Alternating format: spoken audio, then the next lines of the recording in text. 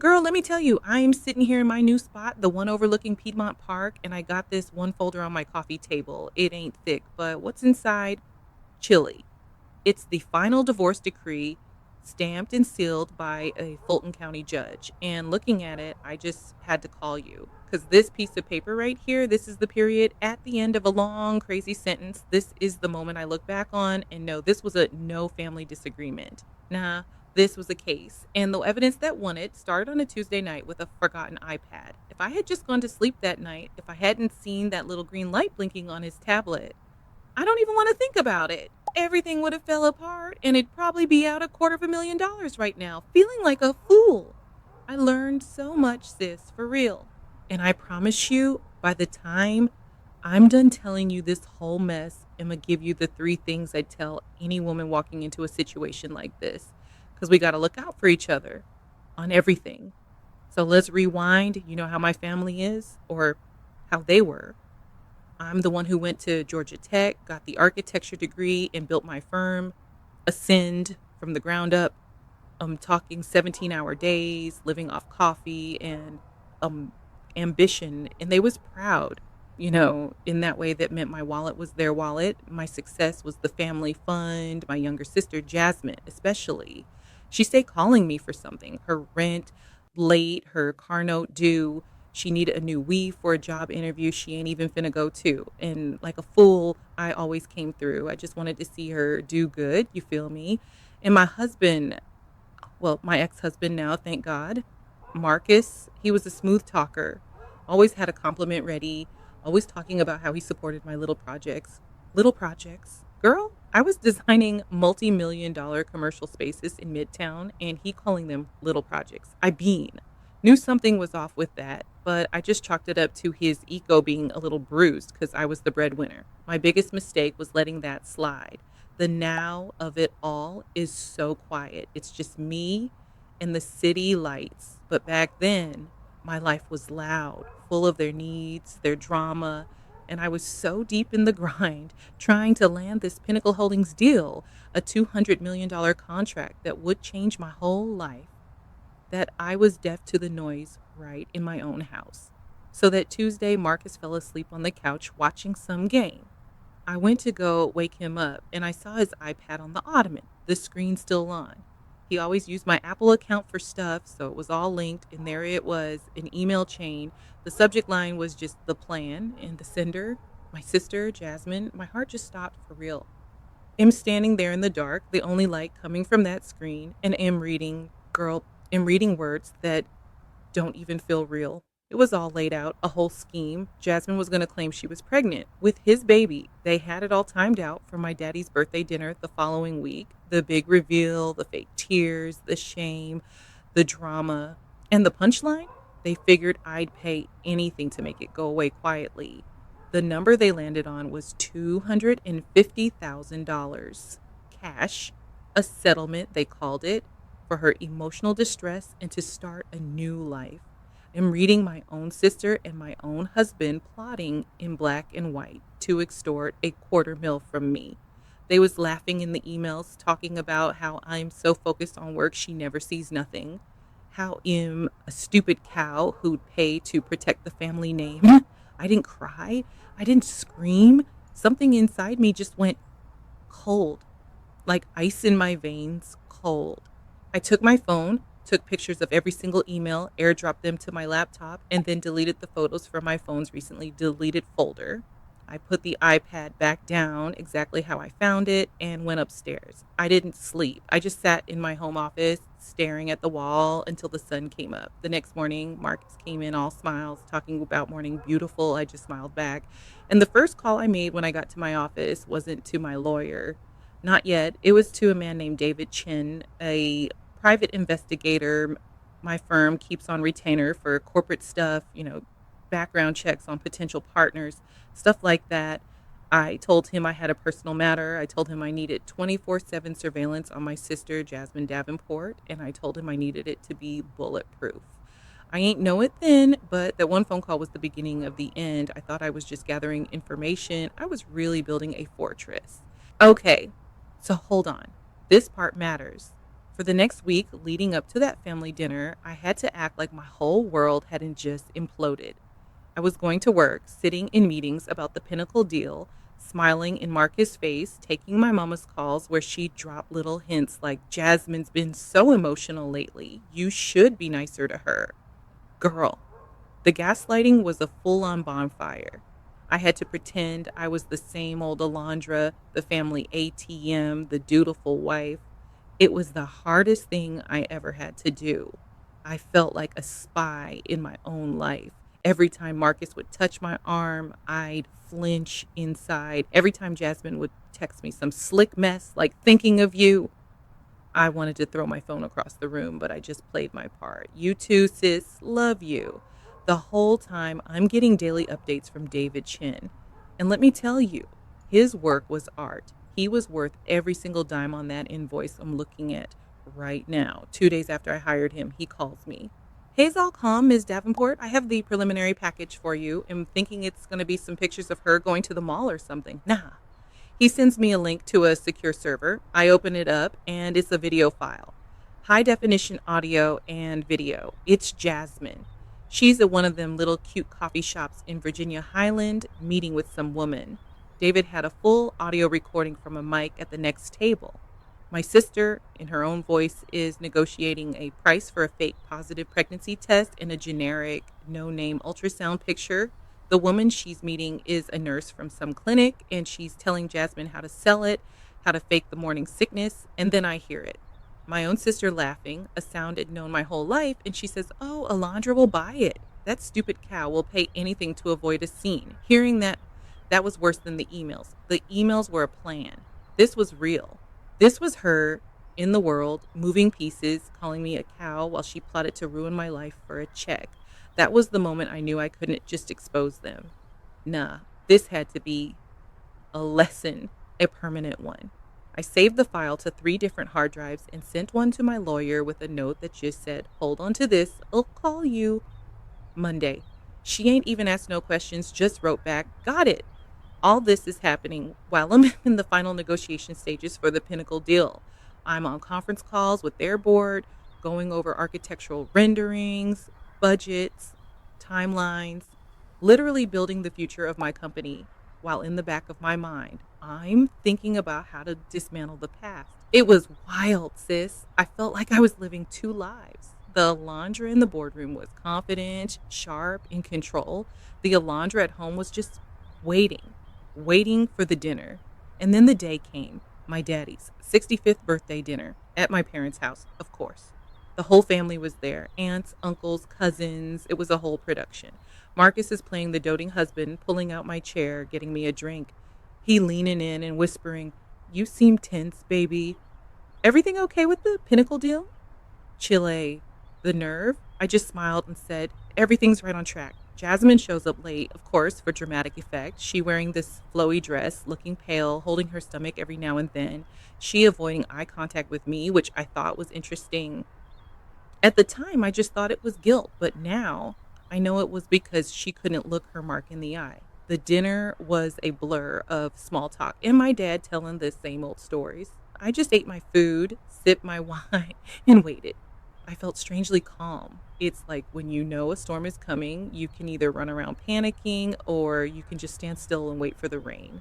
I was standing still. And then, right when my mom brought out the cake, Jasmine stands up.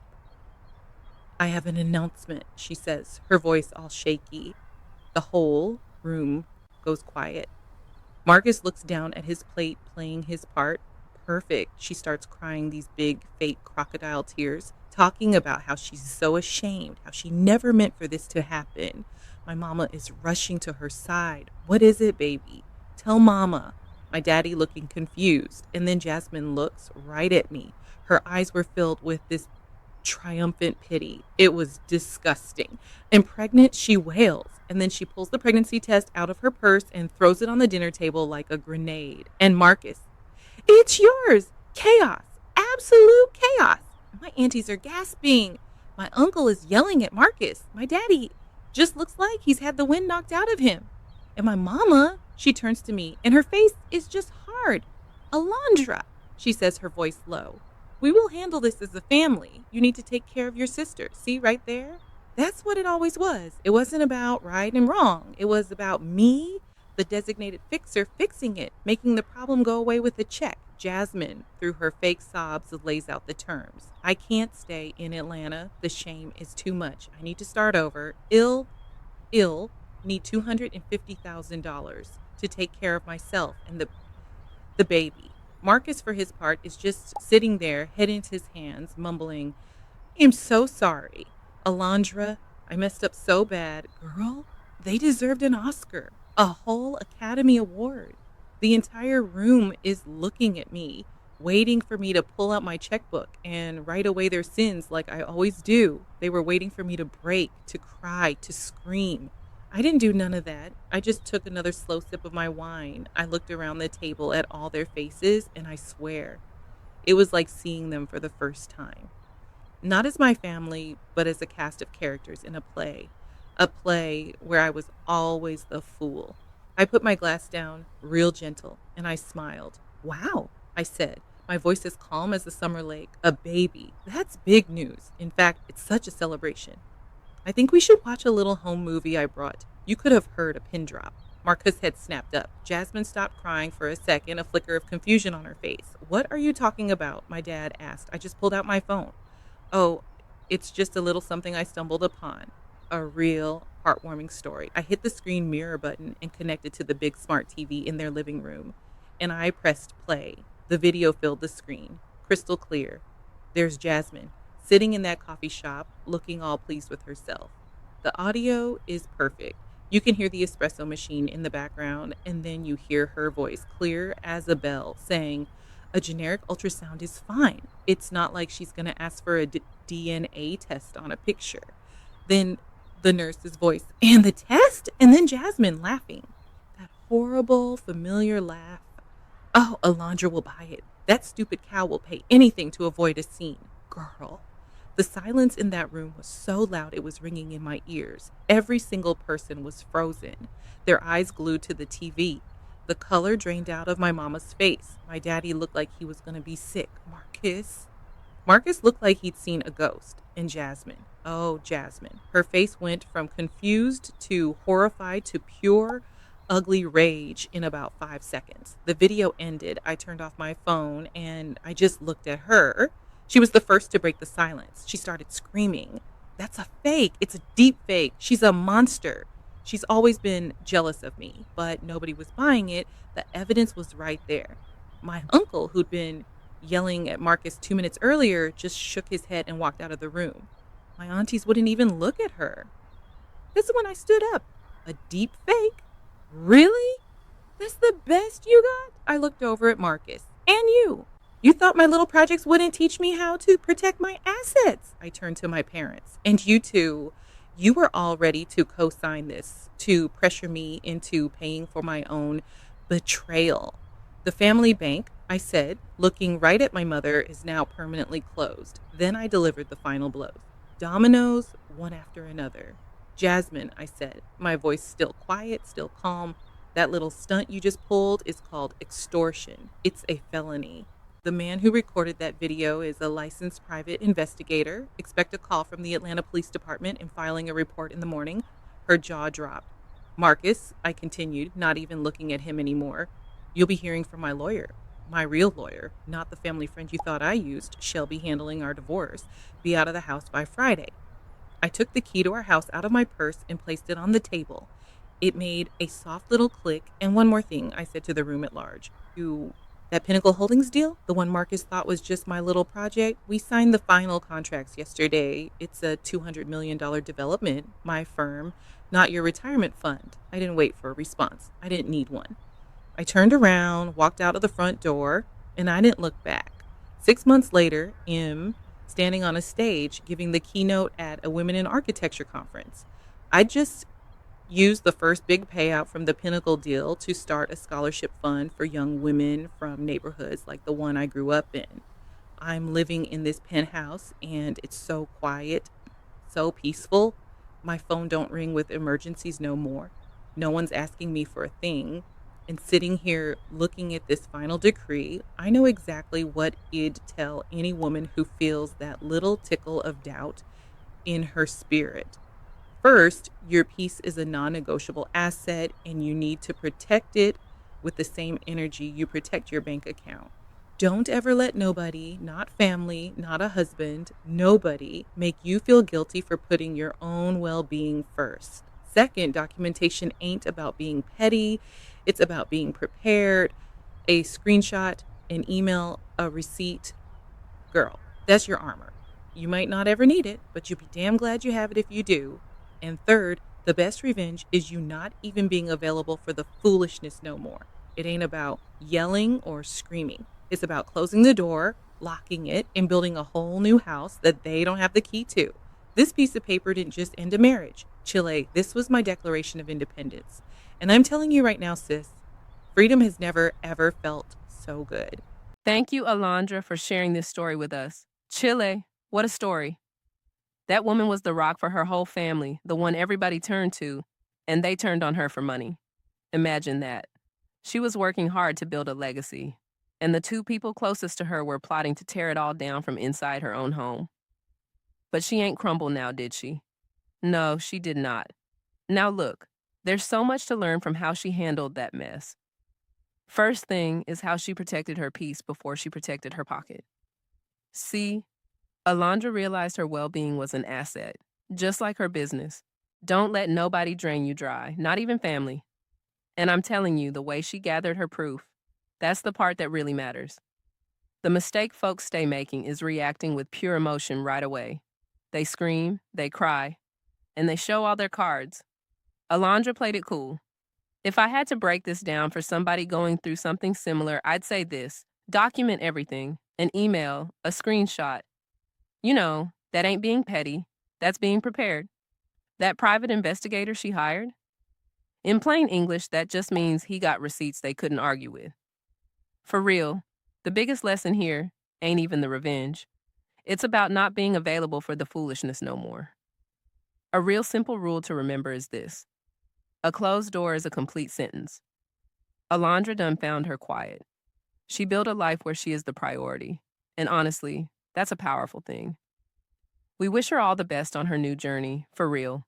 If this story gave you something to think about, go ahead and subscribe and hit that thumbs up for Alondra's strength.